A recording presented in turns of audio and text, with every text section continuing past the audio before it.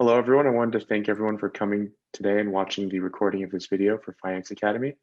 Um, you know, we have about three more lectures coming up, two in April, and then one last one with a fireside chat with the executive board here at the Street Smarts. The two events that are happening in April are first the credit or the stock investing and how to invest wisely, and the second one will be the financial planning. And the last event will be mid-May, and that will be the fireside chat with the Street Smarts Executive Board.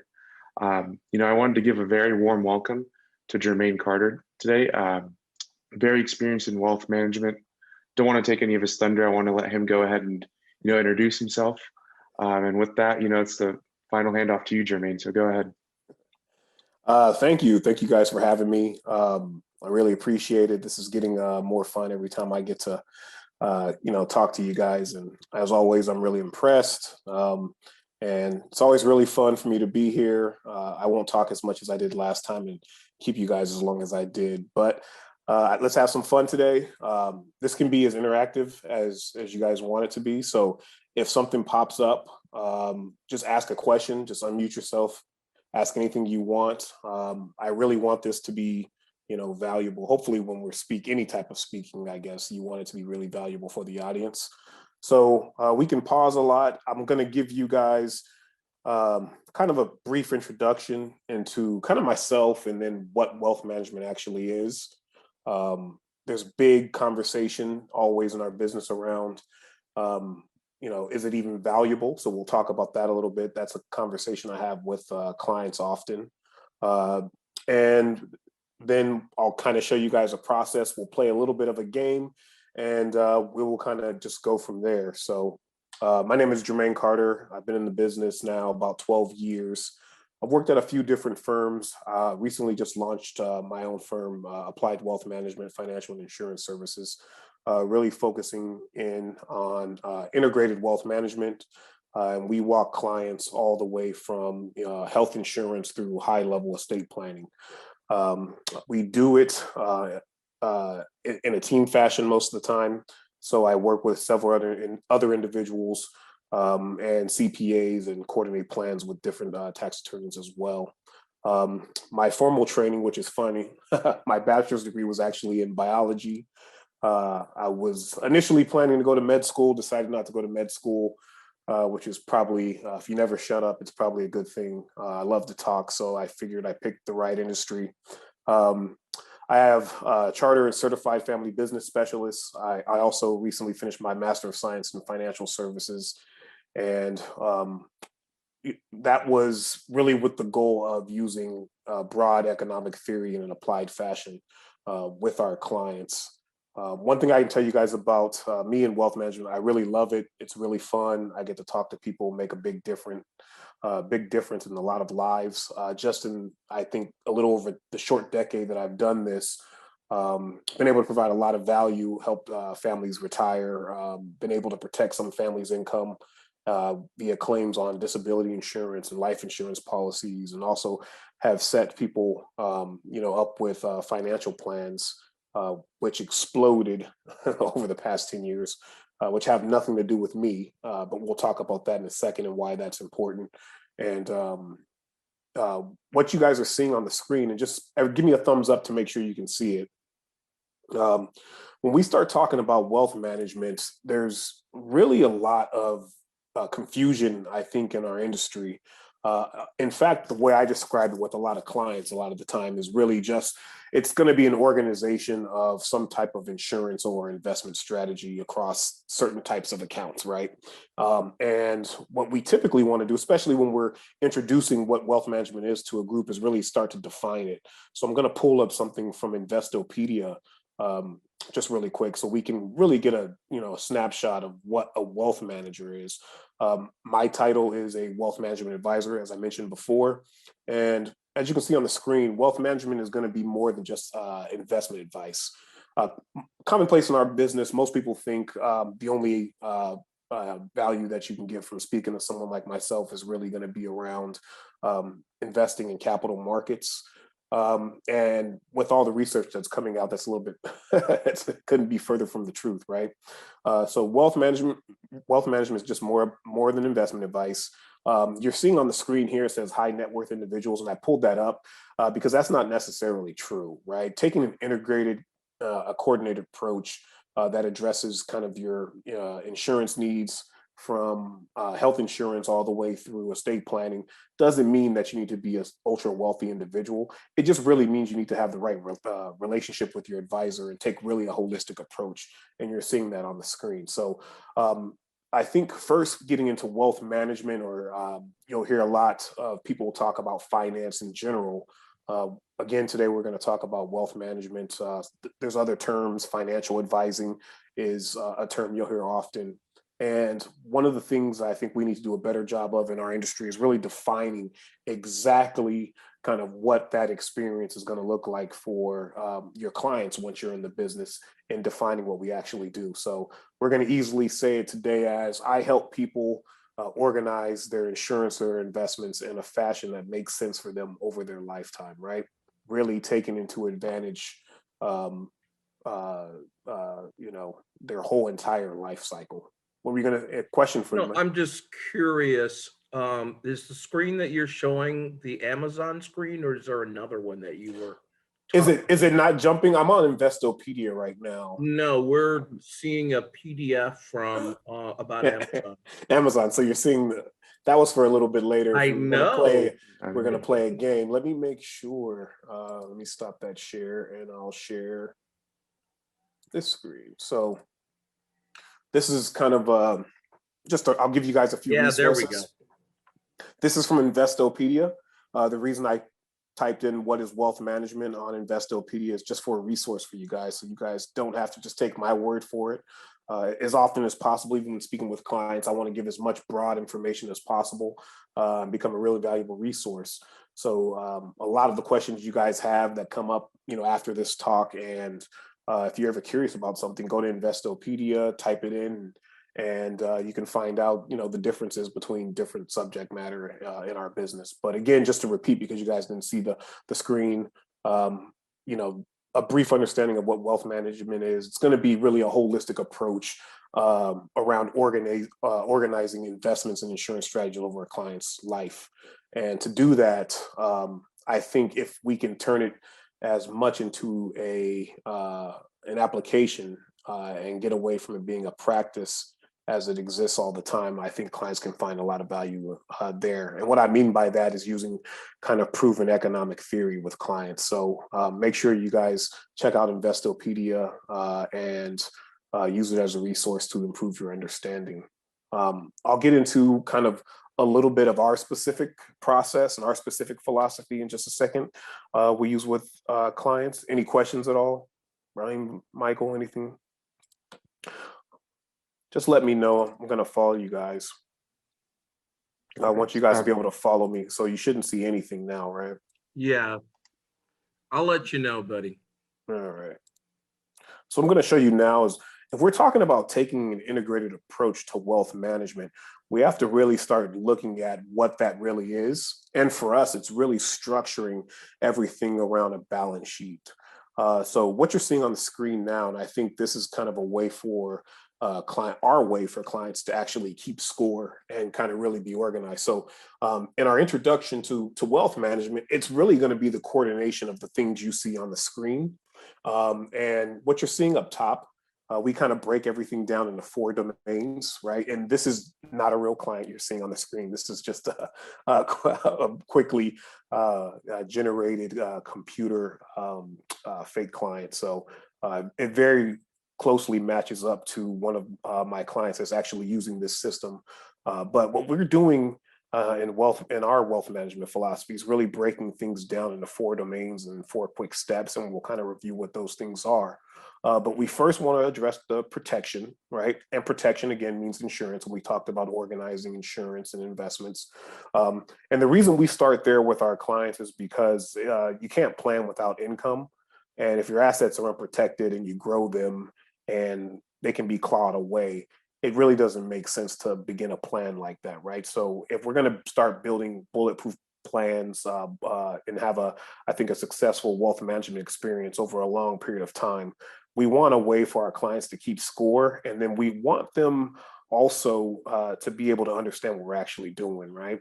So I think the protection domain in most life cycle finance, and that's kind of the science I've studied to really put this together for our clients.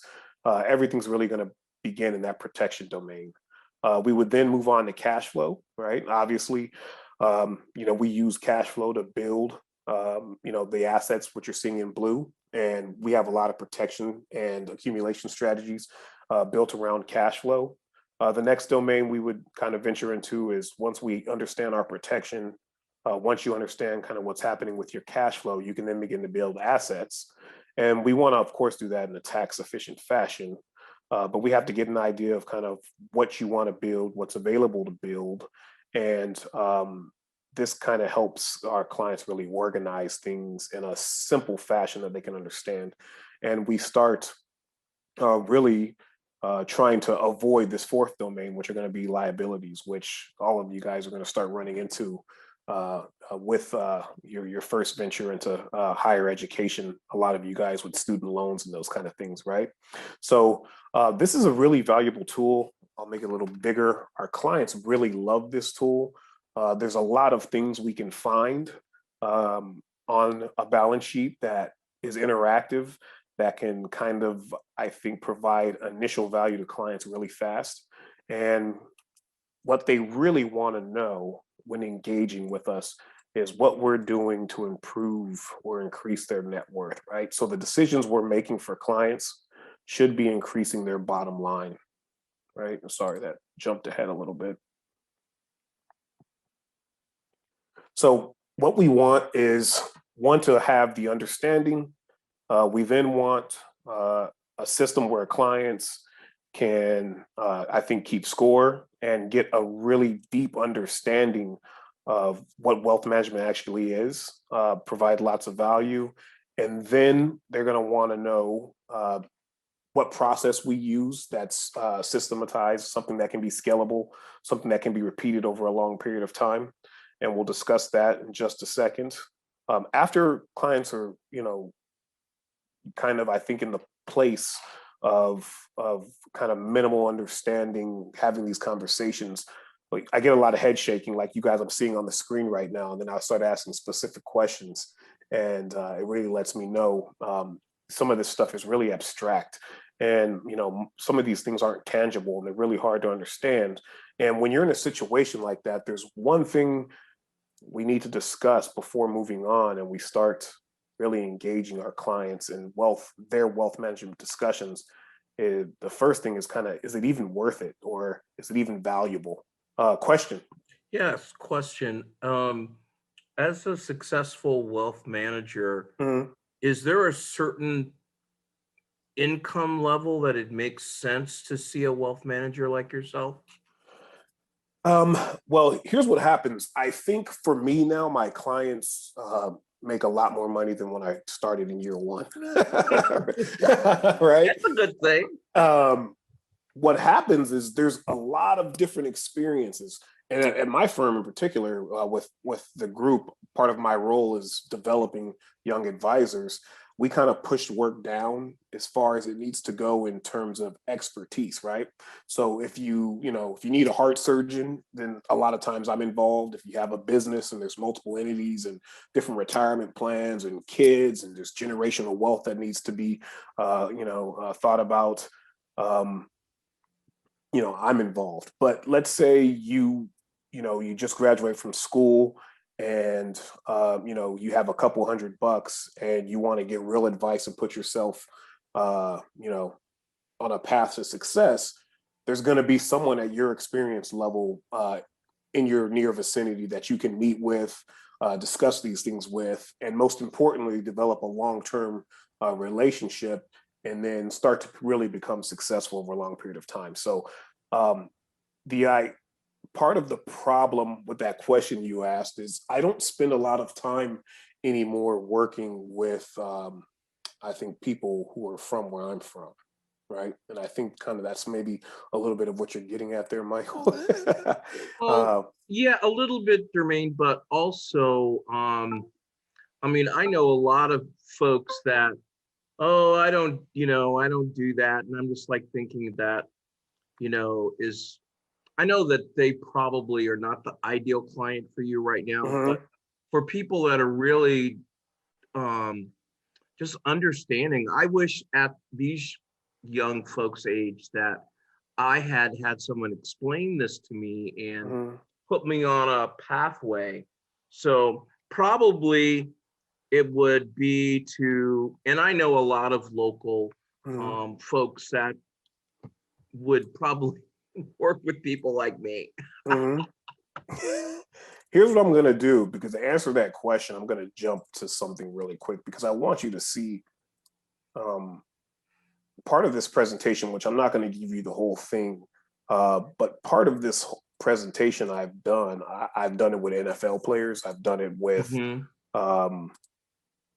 business owners that have $10 million businesses. A lot of times there's kind of fake complexity within our industry, right?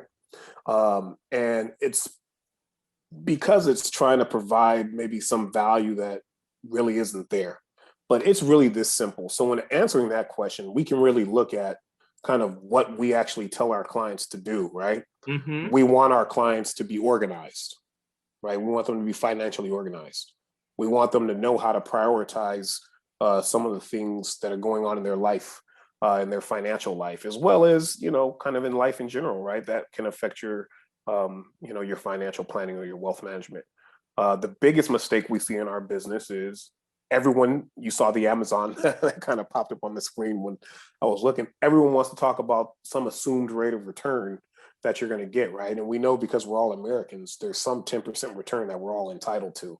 That's kind of how our industry talks to everyone, right? And then everyone's really guessing their need. And these are 4 things here you can avoid with any amount of money, right? So these things are going to be all proportional to you, right? So it's really important to find someone who represents, I think, if you're really young or if you don't have a lot of money, there are advisors that specialize in those kind of areas. My mentor that taught me the business doesn't meet with clients that have less than $2 million of assets. My clients now are starting to present with more money, but avoiding kind of what you see on the screen is available to anyone. Really avoiding kind of what you're seeing here in terms of this financial cloud. This is what people tell us they feel like when they come in the office. And I always talk to them about, wealth management and being integrated, right? And the idea here is you're seeing retirement on the screen. If I'm just the retirement guy, I'm going to be talking to you about, putting all your money in retirement accounts. Or if I'm the tax person, I'm only providing value there. If I'm the investment person, I'm really giving advice, specifically, to that topic of investing. If you want to talk about college fund, what we have to do is really integrate these things. Because we got to get rid of this fractional planning that happens often in our business, right? So right now you saw the 4 things we can avoid, right? We want to avoid, being disorganized. We want to know what to prioritize. We want to get away from just relying on a rate of return or some assumed rate of return, because that usually comes with more risk, right? And what our clients are doing a lot of the times is coming into the office asking me to get them there with the least amount of risk, right? Does that make sense? It does. I kind of had a question, Jermaine, real quick. Go ahead. So of those 4 things that you kind of tell clients to, of those 4 things, what's the main thing that clients, what of those 4, like, what's the main thing clients do? Like, what's the one thing you notice a lot in your clients? Well, everyone wants to just talk about the rate of return they're getting inside their portfolios, right? As, it's really the only thing most people want to talk about. And it kind of is like the most automatic part of their portfolio, right? It's where advisors, if we look at the advisor study I'm going to show you in just a second, provide almost the least amount of value in terms of the relationship, right? You can provide much more value to clients with a well thought out tax strategy around retirement and distribution planning than we can sometimes in the market, because we have to compare it to the market by itself, which you just get without knowing any of us, right? So the biggest mistake, what everyone always does, is this, excuse me, is this fear of rate of return over savings rate, right? Whenever you're doing anything, you need to start really highlighting kind of what you're saving and not what you're getting in the market, because we can't control what you're kind of getting in the market anyway, right? Mm-hmm. And I say that to say a lot. I don't want to pretend like investment returns aren't important, right? It's people like to talk about it. It's also a fun part of the business for me, because it's so difficult to eke out any type of alpha, and we really need to rely on alpha is outperformance of the market that's due to a decision that we're helping a client make. It's so hard to do that, and a lot of the research says it can't be done. And it's really fun to try to provide value in that space, right? So, thank you for that, Jermaine. No problem. That's a bunch of questions.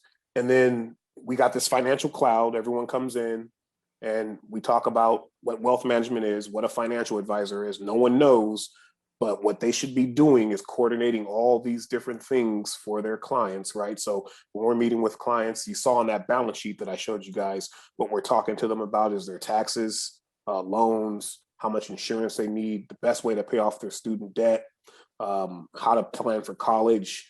And then we have to put all these things you see here into an integrated plan and have it make sense, right?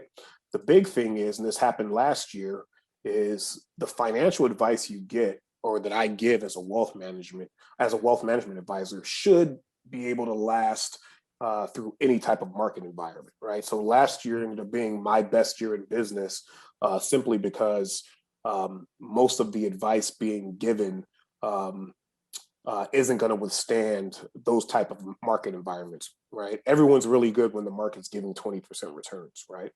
And we'll talk about that in just a second. So we use that balance sheet, like I said, because it reflects all your money decisions. We have to start planning for our clients for their net worth to really take over when their income goes away. Cash flow is really the most important thing. And unmute yourself, Reem, and I'll ask you a question. Yeah, go for it. If the stock market does 50% tomorrow and you have $10,000 invested, you get what? How much money do you have?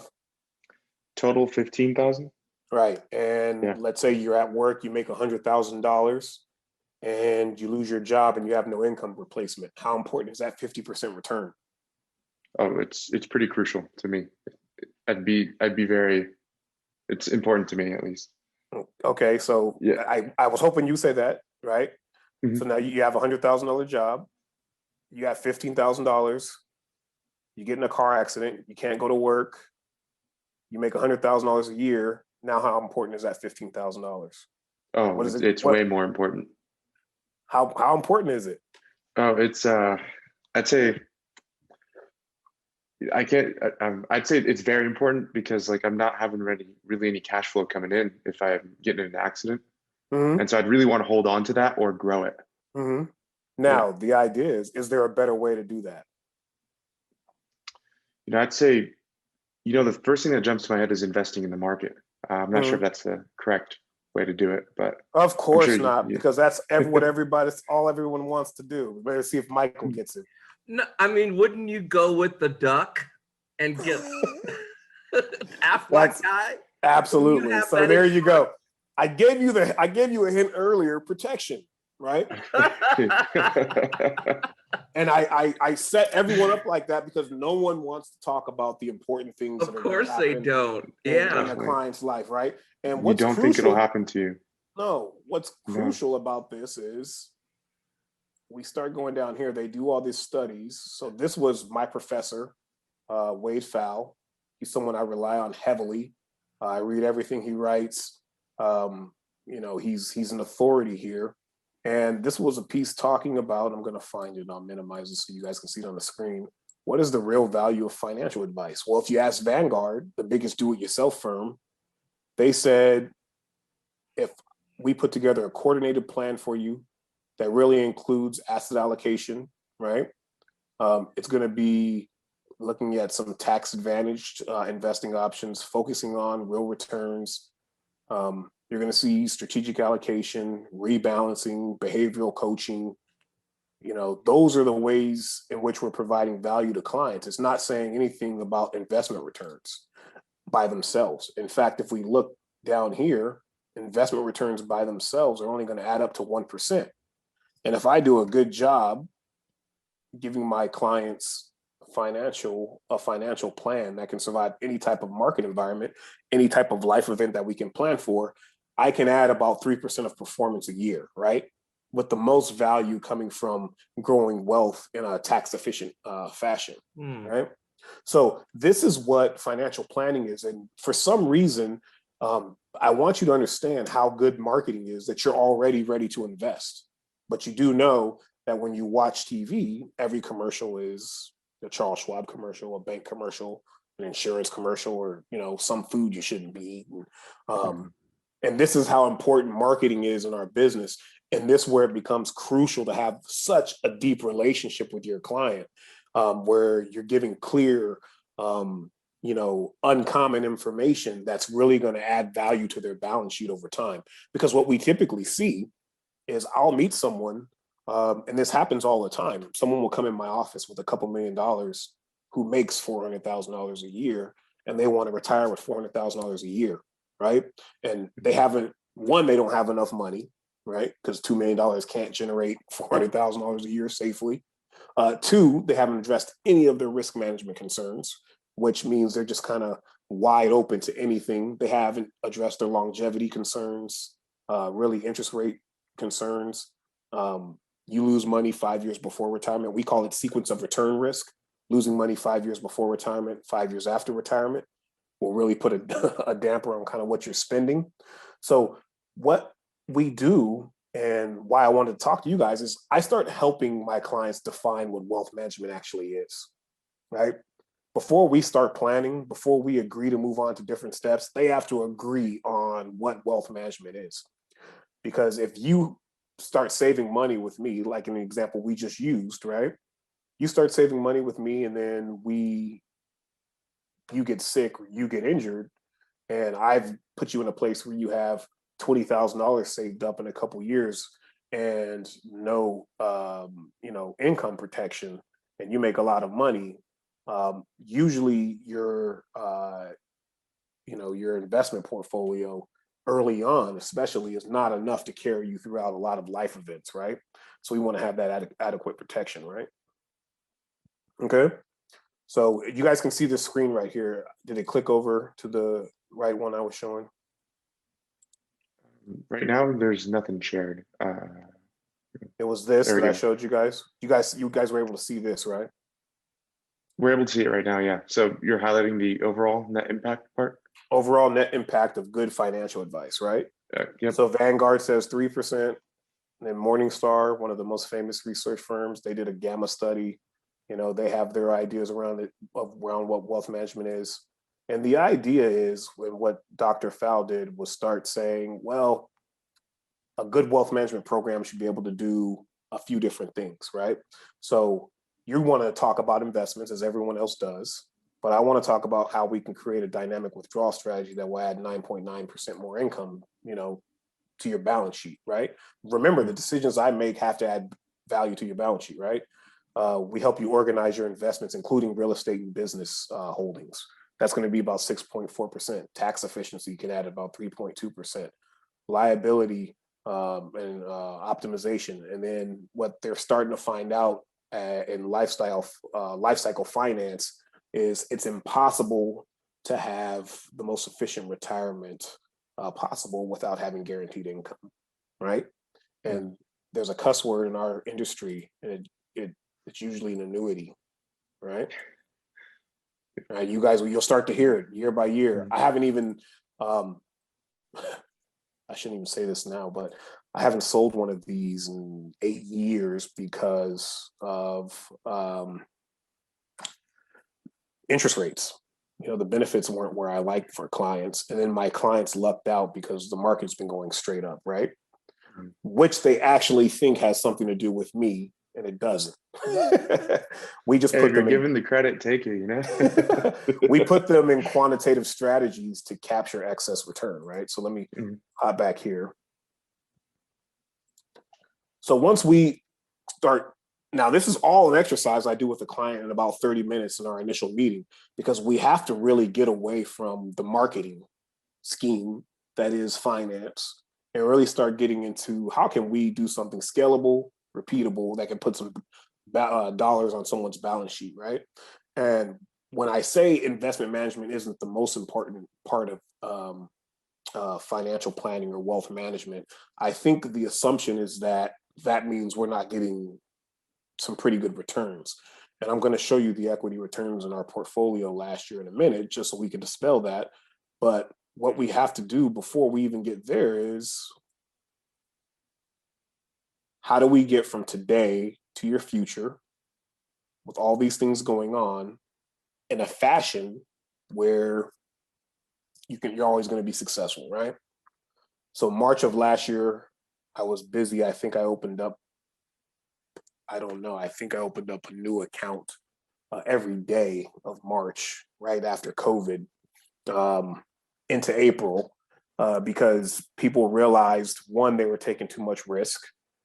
They didn't have a scalable and repeatable plan. It couldn't survive any type of market environment. Definitely couldn't survive them getting sick or injured or having an early death in their family, right? Wasn't tax efficient because the only place they could access capital at the time was inside of their retirement plans, and they were told to max out those retirement plans, right? And then all of a sudden, one event happens, and now you're kind of just wide open at the mercy of the world, right?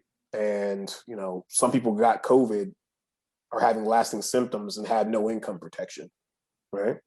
So what I tell clients is we got to do a couple things. You're going to see it's going to match up with kind of those four things we talked about: being organized, avoiding being highly dependent on rate of return, but really in the rate of savings, right?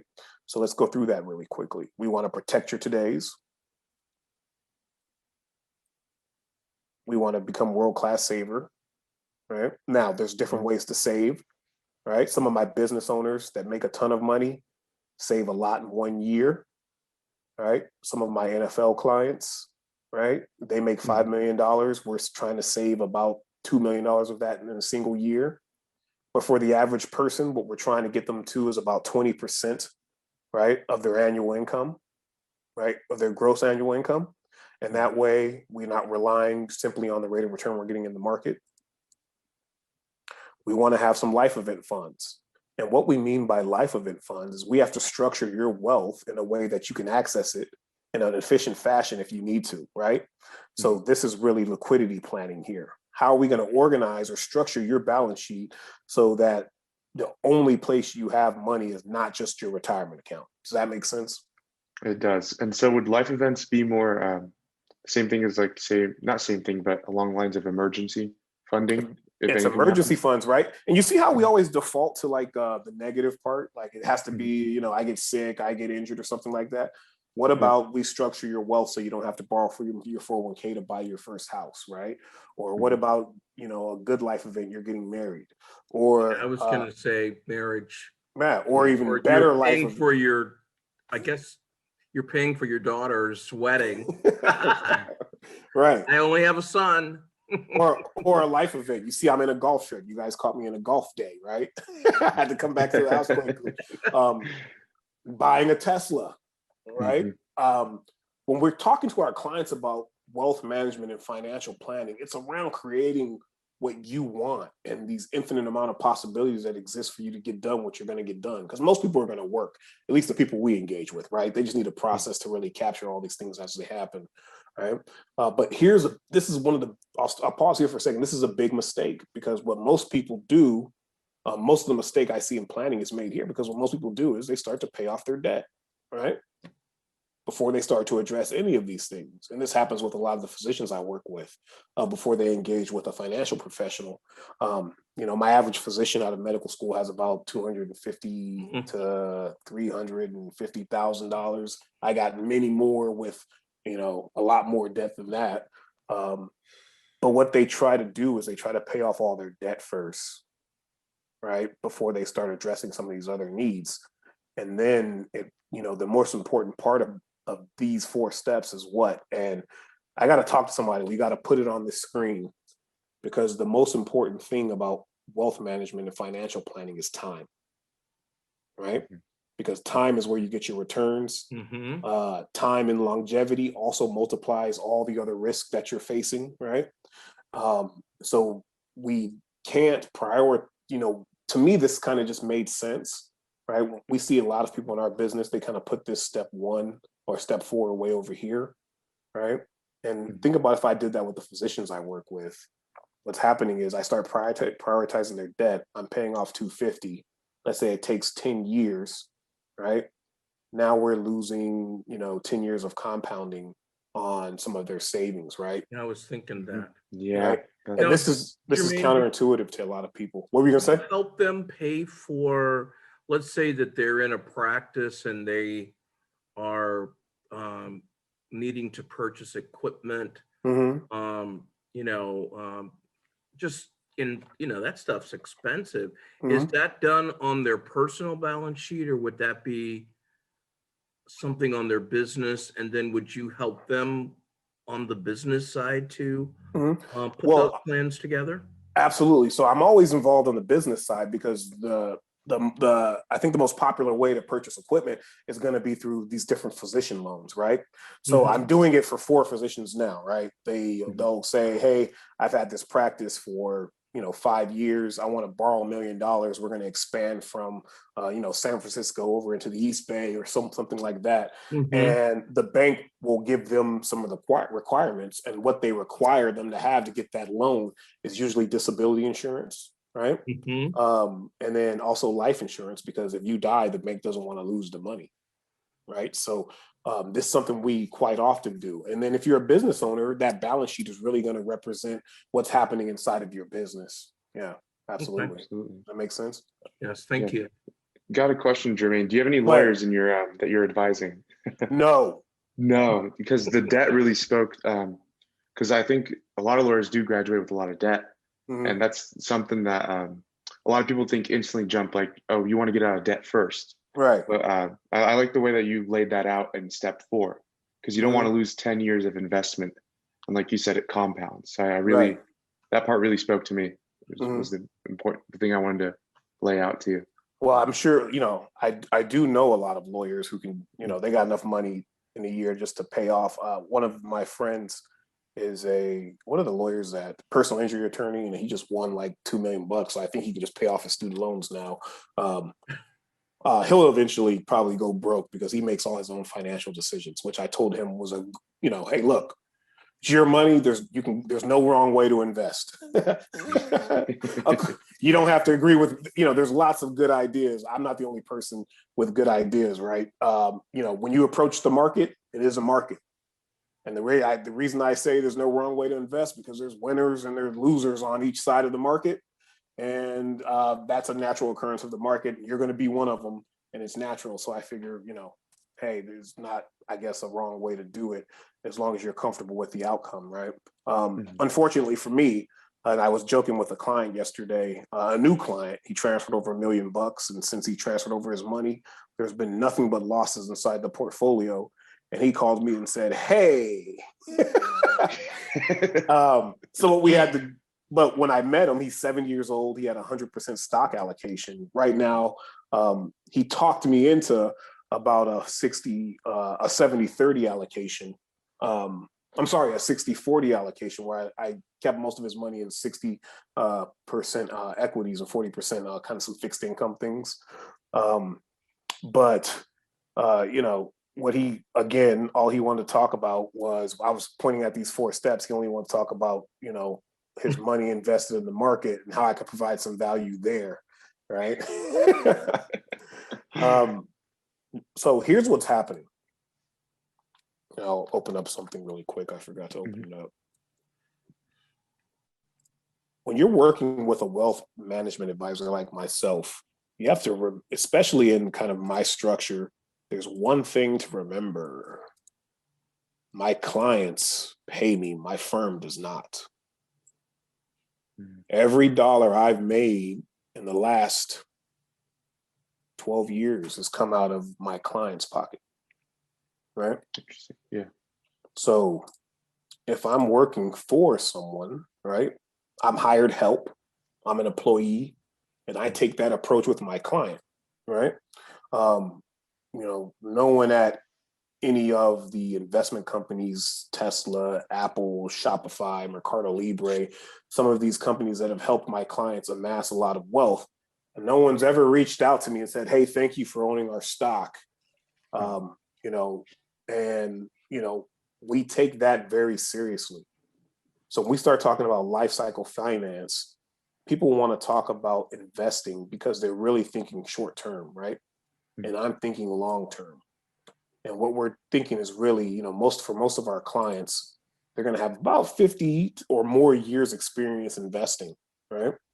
And what I want to do and the way I want to provide value is, let's say we'll start with $0, like a lot of our physicians do, or minus 250,000, right?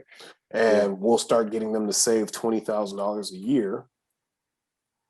And I tell them, according to this study, if I do things in the right way, I can add 3% value to your portfolio. But let's just take a look at, let's say you can get an 8% return without me over a 15-year period, right? Yeah. What we're really focused in on, again, is that time. But what we're always trying to do for our clients is use the best information possible, right? We want to, again, turn this into more of an application and get away from the practice side of it as much as possible, something like math, right? And we need time to help us do that. If you can get 8% by yourself and your 8% is tax inefficient, so you get 6%, the market would have gave you, right? Did you see that here? Yeah. The market in that 15-year period would have given you 586,000, right? Mm-hmm. And your inefficiency cost you 2%, so you got 6%. So now we're down to 493, right? When working with an advisor, what we're actually trying to do is get that to about 9% over that 15-year period, right? So now we're up to 640. So now let's go back and say you got 8% by yourself, but now let's multiply it by 50 years. Oh my gosh. Oh man, it's the power of compounding. Yeah. It's the power of compounding. Now, what I should be doing to pay for myself and our relationship is adding some efficiency, right? And you saw what Vanguard quantify. And what's funny about that is they're the biggest kind of do-it-yourself self in our industry. And what they found out is the advisors on their platform are probably outperforming the do-it-yourselfers because of all the behavioral aspects of what we're doing. Let's say I can eke out 120, we call it 120 basis points, but 1.2%, right? So let's look at that number again. This is 8%, 50 years. Let's say if I can get to 9.2%, that same 50 years, what does that add to the balance sheet? Man, you're looking at like 5 million, 6 million, huh? And the most important thing in this is not me, not them, but time. Mm-hmm. And they really have to understand that. And what I'm trying to do is get from that 12 million by working with this client, just adding, 1.2% annualized and really getting to this result instead of that first result, right? Mm-hmm. And that's what real wealth management is designed to do for clients. And you can't see it in the first 2 years, right? Mm-hmm. And we definitely can't see it if you get to year 10, right? Yeah. And you got to spend, you get to year 10 and you have no income protection, you buy a house, you get sued, you haven't addressed the planning issues that could really affect your wealth building, and it starts to really claw back at what you're doing over a long period of time. You get to this point and there's $0 just because you got sick or injured, right? And no one wants to hear that because, my dad told me not to talk to an insurance agent because, they make money when, they sell you something, right? I get that a lot from people, or they'll have the wrong type of, I think, idea around what we're doing. And my compensation is really tied to that, right? This is what we're trying to do for clients, is really improve that efficiency. So I kind of throw it back up there. Clients by themselves, right? Client with an advisor. And that 1.2% makes a huge difference over time with that compounding, Most clients do something like this because they're jumping in and out of the market. And we're going to play a fun game in just a second. I carved out about an hour and 15 minutes. I know we're approaching about an hour. We can play the game now if you want, but let me show you this. Let me jump back over here. So what we want to create is really a feeling of security, confidence, and clarity. That's what our industry, I think, at its best should be doing to provide value to lives across our industry, right? And I spend so much time, and I'm going to put this up in case someone's uncle sees this and they're going to say, he's just saying that because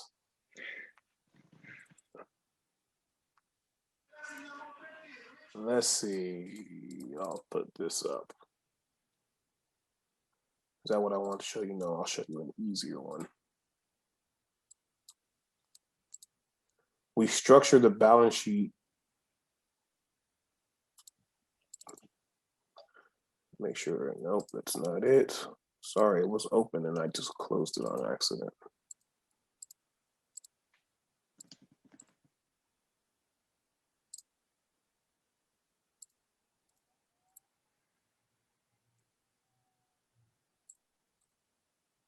Oh, you know what? I can't.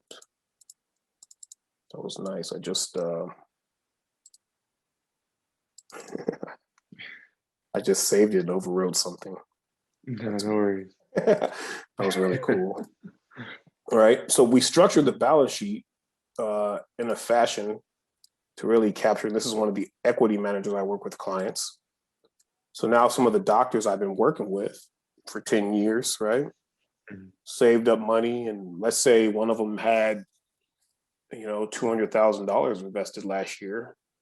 We structured, the balance sheet in a way to really want to address the cash flow risk, protect their income, right? Protect their lives and their families, their real estate and all the assets they're building.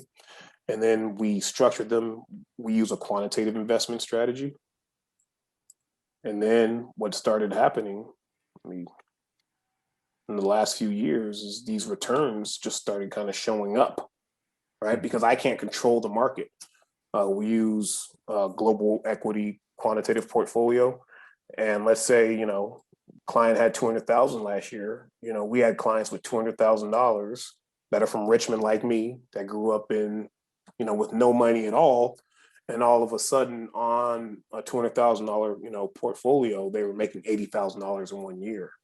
Or $1 million portfolio was making $440,000 in 1 year, right? And I can't capture, this type of return all the time, right? We have to structure your balance sheet so that you can get access to that compounding. Well, if I'm just trying to add that 1.2%, and we can find managers that outperform by 27.8, in some years, it's not going to happen, right? It'll probably be negative this year, right? Correct. But look at the wealth that was added in that other year. So some of the mistakes we see is that the balance sheet or your wealth management program isn't structured in a fashion for you to efficiently capture these type of returns during a pandemic, right? So none of my clients had to liquidate accounts last year, 100% liquidate accounts. We did have some, I have a celebrity trainer as a client. They had to take out some money. I have other trainers as clients, make a really good salary, but they weren't able to work, right? But for the most part, they had disability insurance. So if they would have had, COVID or something like that, and they couldn't go back to work for a couple of years, their income was protected. If they would have died from COVID, their income was, protected, and their family was protected with life insurance, right? If they get sued, they're going to have, liability insurance, umbrella policies, right? They have a savings program that highlighted not me selling them the return from the year before, but the saving of 20% of their income, right? And then we structured it in a way that if a pandemic happens, they could actually get to the money, right? And, you know, I bring this up to you because, like you said, this is what everybody wants to talk about. And I'm showing you guys this, and I do not show clients returns, right? I rarely ever do, when we meet with clients, we're talking about their financial planning in relationship to some goal they're trying to obtain at some point in the future. I never come and say, hey, you got 44%. Don't you think I'm great? You know, that's the marketing side of our business. That's the invaluable side of our business. It's the, all the other things that we've done that allowed clients to really capture this return in a given year, during a pandemic, right? Exactly. Make sense? It does. And I guess it leads me to my question about, when the pandemic first started. I bet you were getting a lot of calls at first. What was kind of some maneuvers that you may have taken to kind of, not only like protect your clients, but make sure that they still had that confidence to invest?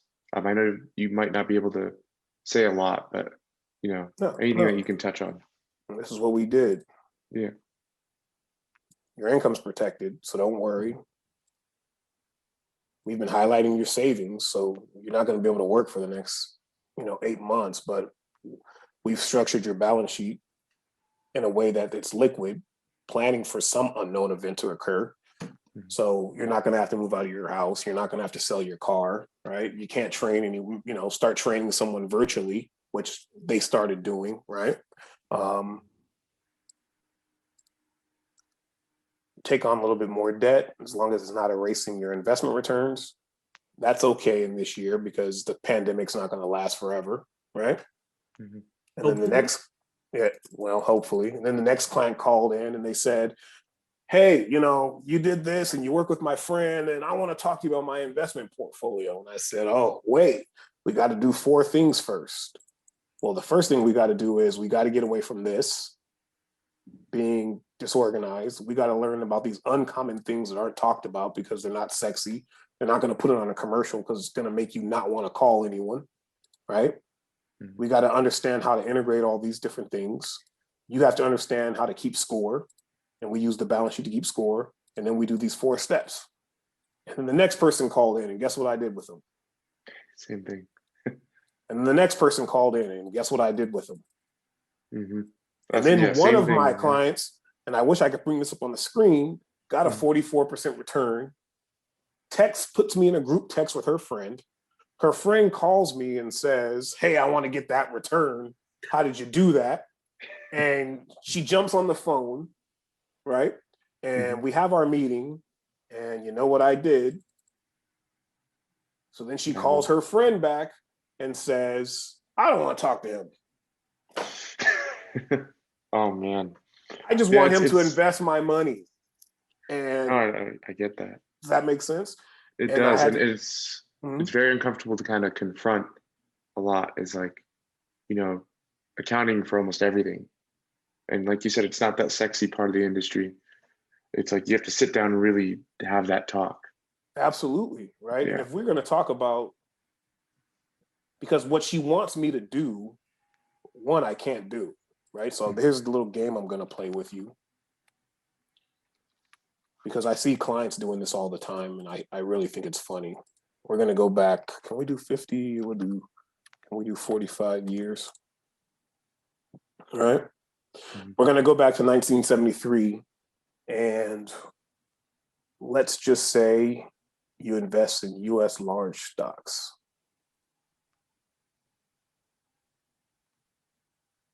That's the S&P 500, right?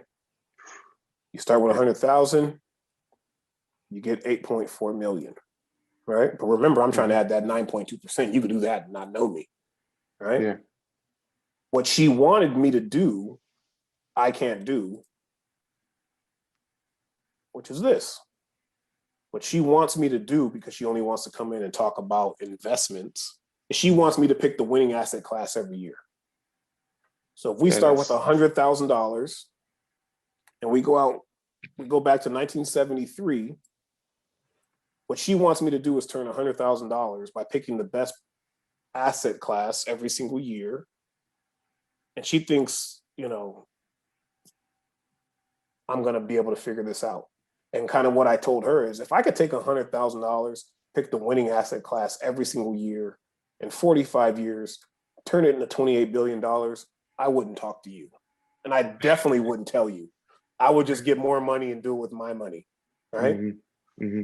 Or I might start Jermaine Hathaway or something like that and give you a little piece of it for a small fee, of course, right? Definitely. But this is what they want to talk about. So what I have to do is we have to start understanding, if we're going to use an investment strategy, why were our clients able to, they're capturing a lot of what we call risk premiums now. But what we'll do is fast forward more, I think, into kind of your time frame. And I'll make it a little easier for you. I'll avoid the big crashes. And we're going to say, you wanted to first talk about investing, right? Mm-hmm. I'm going to restart this. And you come to me with $100,000 and you tell me where to put your money. So year one, these are your options. You have U.S. Treasury bills, long-term government bonds, large stocks, small stocks. Where should I put your money? Give me large value stocks. I think might be a more safe investment. U.S. large stocks. Yeah. All right. So let's see. So you started out with 100,000, mm-hmm. and in 10 years you got 102,000. Yeah, that's not. That's not good. It's not good. What? I can't do anything about that, right? Yeah. No, definitely.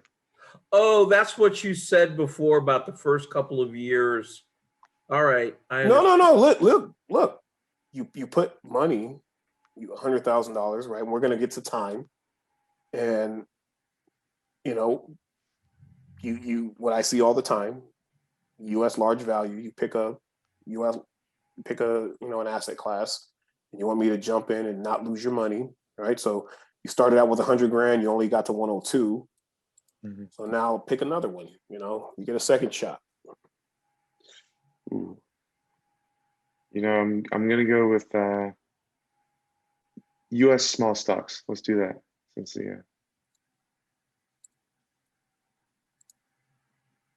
All right, there you go. There we go. 100,000. All right, now pick another one. I want to go with Treasury bills because I know those don't have a lot of growth. Yeah. 119. Interesting. Right? Yeah. And those are pretty secure, aren't they, Jermaine? U.S. Treasury secure. bills? But look at this. You guys will get it in just a second. 133. International value gets you 247. So we can come in the bottom and see the S&P 500 in that 10-year period wasn't the leading asset class one time, right? But everyone told you just to put your money in the S&P 500. International value is 5. They won 5 times. U.S. Treasury bills, even though it's safe, it won 0 times, Michael. Uh-oh. Okay. And then we have long-term bonds 3, U.S. small stocks 1. But then let's really start multiplying the time, and then I'll give you guys back your day. Right? Wealth management at its best is about education, right? Absolutely. And really educating our clients. So we're going to go back to 1973 again. And our clients are starting to capture some of these returns, right? Because value's been getting killed. Sorry, this thing's in the way.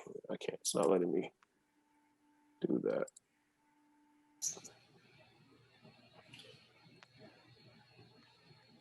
So we'll do this. It's not letting me change that. So there's something, if we use a quantitative investment strategy, and I think Linda will like this, right? Mm-hmm. What makes the most money over time? If you use the S&P 500, you start with $100,000, go 42 years, you get 9.8 million. If you use small stocks, you got 36 million. US value 18, US small 86. So I'll do that again. US small 86. International large stocks 5.4. International value 20. So of all these things, what do you think I tilt my client's portfolio towards? Small value stocks. Right. Yeah. And what's been That makes getting sense. and then what's been getting killed for 10 years? Value stocks. Mm-hmm. So I don't have I don't have a crystal ball. I'm not the Swami. What we have to do is there was guys that won some Nobel Prizes, which I'm a pretty smart guy, but I didn't win a Nobel Prize, not yet. And if I do, it probably will be for the peace and not in applied economic theory. We have to use these quantitative strategies, right, Mm-hmm. to help our clients outperform the S&P 500. And we do that. These things are called risk premiums. So the investment strategies that we use with clients are highly sophisticated, right? And we try to integrate it in a way where there's not a lot of uncompensated risk inside the portfolio. But they're not even going to get to this, and they're not even going to get to the 44% if they're not going to agree to structure the balance sheet in a way where if I'm building wealth and you make $80,000 in 1 year, the next year you don't have to give it back because you got in a car accident, right? Mm-hmm. That's a stupid plan. Right. And, that's not a way I can pay for myself. Right. And these are, I just gave you guys a little bit of this because this is what people want to talk about.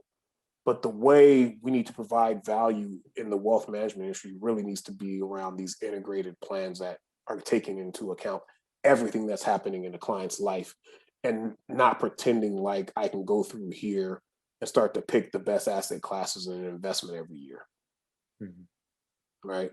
Yeah. If I could make 15 billion that way, I wouldn't even tell Michael. I would just donate some more money. I would just donate a lot of money to the program. Right. So, this is what I think, we got to get the focus off. We spent always time talking about investing, but what wealth management is a process, a relationship, right? Something that's scalable and repeatable and systematic that we can implement with our clients to make them successful in every type of market environment, right?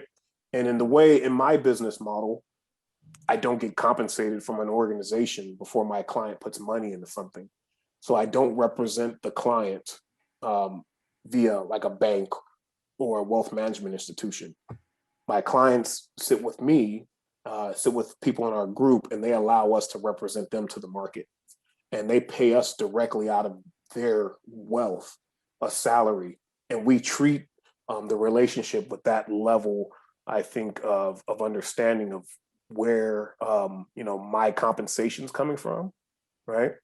I started to drive different cars as I progressed through this, and I was at a client's house, and his dad told him, "Hey, you paid for that car." And, I told his dad, he didn't just pay for the car, he paid for the suit, he paid for the shoes, he paid for the suit. And that's really what's happening, and our clients are doing it because what we're able to do is strategically provide value over time to their balance sheet, right? Mm-hmm.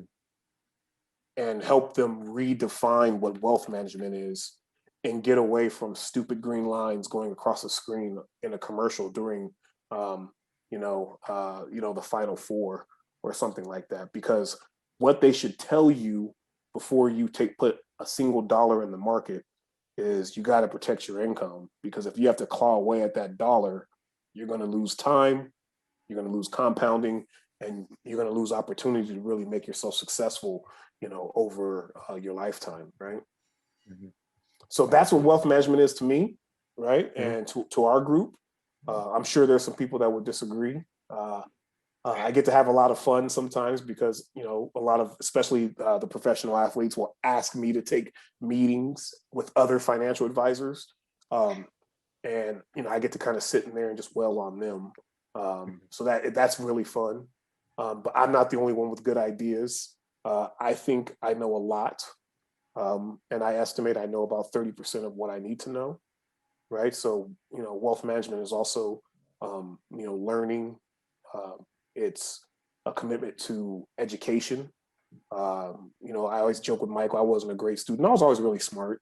My teachers always tried to inspire me to get straight A's, which I was easily capable of, right? But, it was my clients that really inspired me to get a master's degree in all of this stuff, right? So, I could really understand the role of life cycle finance and those kind of things and really help them add more net worth to their balance sheet, right? So that was a little bit sporadic to what, when I go through this with clients, it's really concise. In only 30 minutes, because you don't want to bore the hell out of somebody. I can bore you guys because you're thinking about, it's your, finance talk. But that's what it is, I think, at its core for me, which is just that relationship, making sure it lasts in any type of market environment, making sure they can keep score. I always tell clients, you have to know whether or not you should be firing me or not. My retention rate with clients is extremely high. And it's the only way I've been able to last in the business, right? There ain't that many Black dudes in our business. There's no diversity in our business. There's a commitment to diversity, which usually means there's no diversity. But what that meant to me was I had to be really precise in what I was giving clients and making sure that it worked, right? Yeah. And that's the approach we've taken. That's how we specifically define kind of what wealth management is, specifically teaching clients how to get value from us, right? Absolutely. Hey, Jermaine, if you were advising a person that, has some financial knowledge and they're thinking about a wealth management career, would you advise them to go off and save some money first, or because I know that when I was these young folks' age, I really wanted to do this, but oh my God, I didn't have the wherewithal, because I know you got to go out and find clients and all that good stuff. And meanwhile, you're steady losing weight eating Vienna sausages. I know why you asked me that, because you know my story. Yes, I do. So I was working in a sales job. I graduated from school. My idea of kind of hustling is kind of what you're taught from kind of where we come from. My family's from Alabama, Mississippi.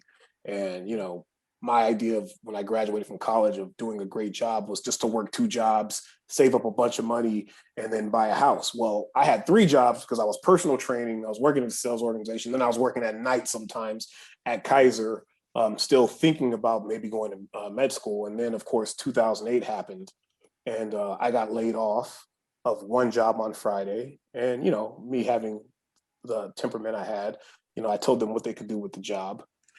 Because I had another job. And then I walked in that one on Monday, and on Monday they told me what I could do with both of the jobs, which was not show up anymore. So a year and a half out of school, I did everything right.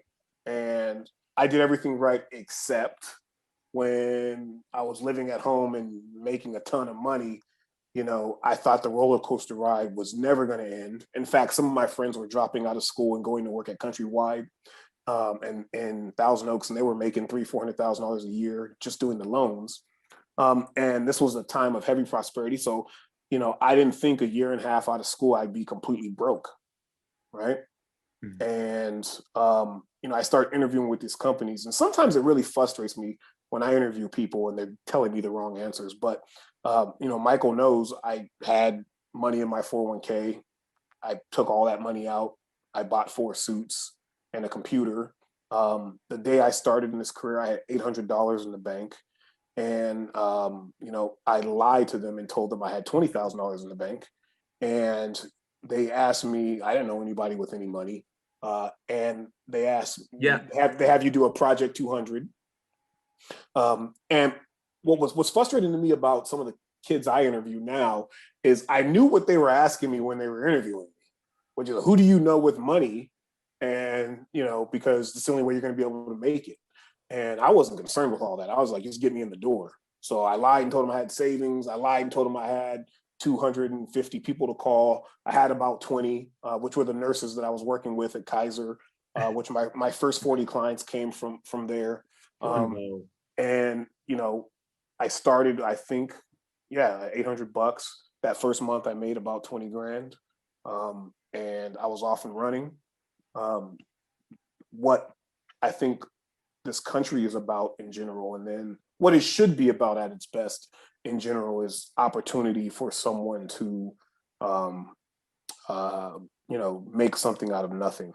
And I definitely did that. I was a little crazy, right? I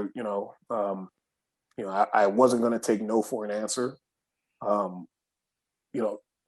They thought they were interviewing me, and I was interviewing them, even though I didn't have, nothing. I hadn't even worked in I had the pleasure of sending out 1,000 resumes with the name Jermaine Carter. It's not a highly attractive name to be putting on resumes. Definitely without the GPA as well. And did you ever think about changing your name? No. One thing that did make me upset is I cut my dreads when I started in this business, and I should have kept them, right?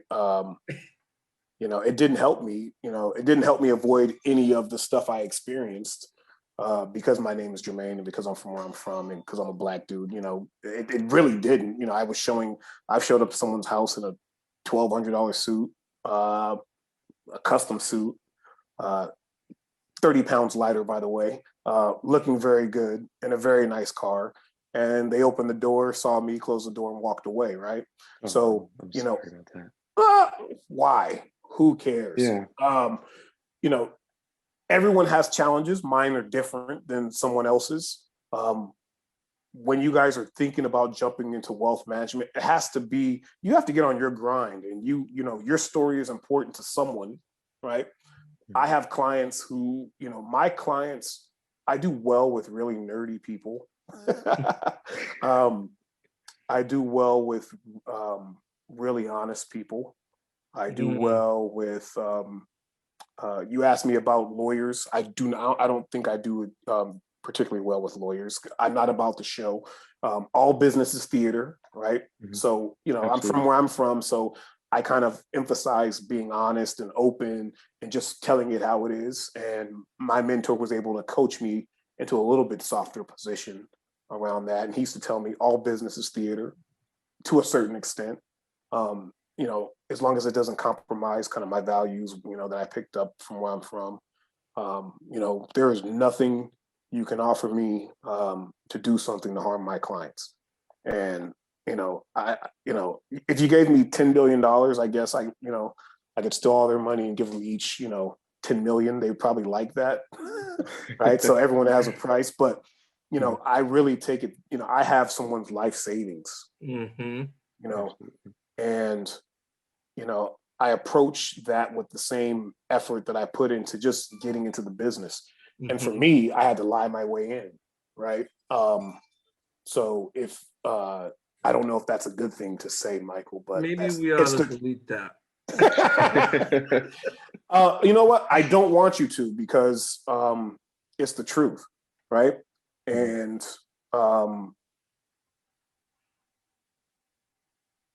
everything needs to be authentic. When that's so true. There's a guy I work with, Nash. He's their CEO. And we were talking about giving opportunity to people like me. And he said, what's the likelihood you think you're going to find guys like you around here? Like, that is a one-off thing, 1 in a million. Everyone else, you need to, we're really big here on client and advisor advocacy. And what that means is not putting someone in a position where they can fail, whether it's a client or a new advisor that we're recruiting, developing, and hiring, right? And, my initial idea was just, they want an opportunity. I remember when I wanted the opportunity and someone put the roadblock up, right? And, another idea was, that's great. And you definitely want to provide the opportunity to the right person, but you can't put them in a position that they're going to harm themselves, right? And that's really the approach, and it was given to me from, people who have been in the business 20 years longer than me, which is just because you did this doesn't mean someone else should have to, right? And it doesn't mean you should put them in the position where they can wake up one morning and not be able to feed themselves. Because, this business model that I chose kind of was it was the most lucrative, but there's also the most risk because there's no floor. There's no ceiling, so there's no floor, right? But, I think how I did is not important in deleting that, Michael. I think what I want these, especially young people to do is really believe in themselves. I have the opportunity to interview a lot of young people now, and I'm not seeing, the confidence level where it should be, the belief in themselves where it should be. And it's really important to know that, we all come from different places, but you're a person like anyone else, right? And if it takes you, 2 years longer than it took me to get into this business, and 20 years from now, we have the same result, that first 2 years doesn't matter, right? Mm-hmm. So if you pass the math test the second time and I passed it the first time, there's not going to be much difference 20 years from now. And that's really what I want to let them know is to, dream big. Everything is really possible now with technology. That's just true. Right. So Jermaine, don't delete that. Thank you. So, well, no, we won't delete that. We won't. I'm going to let Raheem take us out, but I wanted to personally thank you for coming on. Every time I do something with you, it's exciting, and you've got that energy that's very, very infectious. So we're going to keep calling on you, brother, for different things, but thank you for being such a good supporter of the Street Smarts. I mean, you were right there in the, when I met you, you were already in that type of mode where you wanted to be able to help and to give back to the younger generation. And that is something that I really appreciate in you, sir. Oh, thank you. Absolutely. Yeah, you know what? I remember what it was like to sitting on the other side. Yeah. I will never forget that. So, thank you for having me. I'll be around. Hopefully I'll be around to help. Well, yeah. Right. Just so you know, Jermaine, I got my first vaccine shot yesterday. Okay, cool. So congratulations. Maybe they'll let me out of the house now. Come down to LA. Right. Well, where's my 20%? Thank you guys for brother, having me. thank you so much. Anytime, guys. Okay, Brahim. Yeah, of course. Second all that, and thank you not only for the advice and really that last part where it was very motivating, and to listen to your story and draw on that was very useful, and to kind of lay out what the wealth management industry is like and things that you have to do before you get those returns. Really offered a lot of perspective. So I wanted to thank you again for coming today and really presenting for the Finance Academy. We'll be drawing on you in the future. So thank you. Good luck with everything. Thanks again. Thank you. Anytime, brother. Definitely.